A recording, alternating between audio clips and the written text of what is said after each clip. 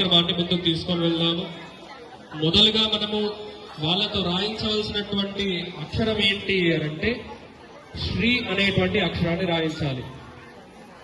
ఏ అక్షరం రాయించాలి? శ్రీ అనేటువంటి అక్షరాన్ని రాయించాలి.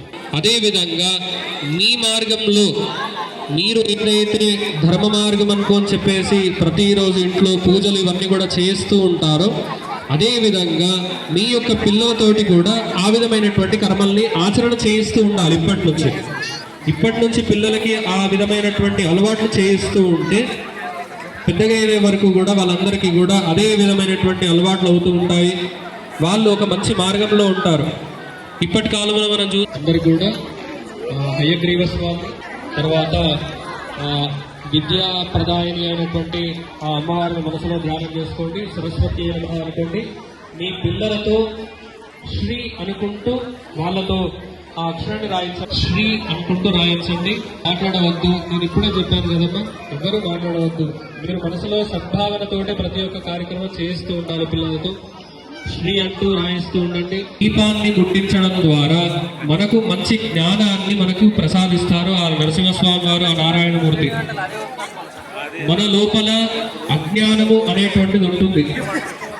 ఇది అందరూ కూడా శ్రద్ధగా వినాలి. ప్రతి ఒక్కరు కూడా మన లోపల అజ్ఞానం అనేటువంటిది ఉంటుంది. ఆ అజ్ఞానం ఏ విధంగా ఉంటుంది అని అంటే నిప్కలాగా ఉంటుంది. అంటే ఆ నిప్పుకకు మొత్తం చుట్టూగా ఉండేటువంటిది ఏంటి? బూడిద. ఆ నిప్పుక అనేటువంటి ఆ మెరుపు అనేటువంటిది జ్ఞానము. దాని చుట్టూ ఉండేటువంటి బూడిద ఏదైతే ఉంటుందో అదంతా కూడా అజ్ఞానము. మనమందరం కూడా ఇంట్లో పొయ్యి ముట్టిస్తాము, అదే చల్లారిపోయిందేమో అని చెప్పేసి మనం ఏం చేస్తాము, దాన్ని ఒకసారి ముడతాము. దానిపైన మొత్తం బూడిద నిండి ఉంటుంది. దాన్ని ముట్టిన దాన్ని జోపుకుంటే అది ఎగిరిపోతుంది ఆ అజ్ఞానము.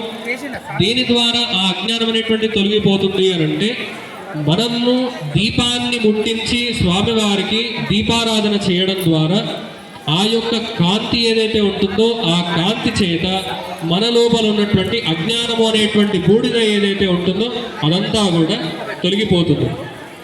అప్పుడేమవుతుంది? ఆ ఒక్క చిన్న రవ్వ ఏదైతే ఉంటుందో, నిప్పుక రవ్వ అంటాం కదా మనము, ఆ నిప్పుక రవ్వతోటి పెద్ద అడవిని కూడా కాల్చే విధమైనటువంటి శక్తి అనేటువంటిది ఆ ఒక్క చిన్న మెరుగుతోటి ఉంటుంది మనకి. అవునా? ఆ చిన్న మెరుగు అనేటువంటి జ్ఞానాన్ని మనం బయటకు తీసుకొని వస్తే ఈ యొక్క అడవిని కాల్చడం అనేటువంటిది ఏంటి అనంటే అధర్మము ఏదైతే ఉంటుందో ఆ అధర్మాన్ని నాశనం చేసే విధమైనటువంటి జ్ఞానము మనకు కలుగుతుంది. కాబట్టి మనము ఏ యొక్క కార్యక్రమాన్ని ఆచరణ చేసినా కానీ మొదలుగా దీపారాధన చేస్తాము.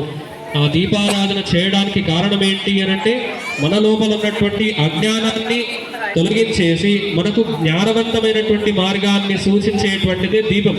కాబట్టి ఆ యొక్క దీపాన్ని మనం స్వామివారికి సమర్పించడం ద్వారా మన లోపల ఉన్నటువంటి అజ్ఞానము ఇవన్నీ కూడా తొలగిపోయి మనకు జ్ఞానవంతమైనటువంటి మార్గాన్ని ఆ స్వామివారు అనుగ్రహం చేస్తారు. కాబట్టి ప్రతిరోజు తల్లిదండ్రులు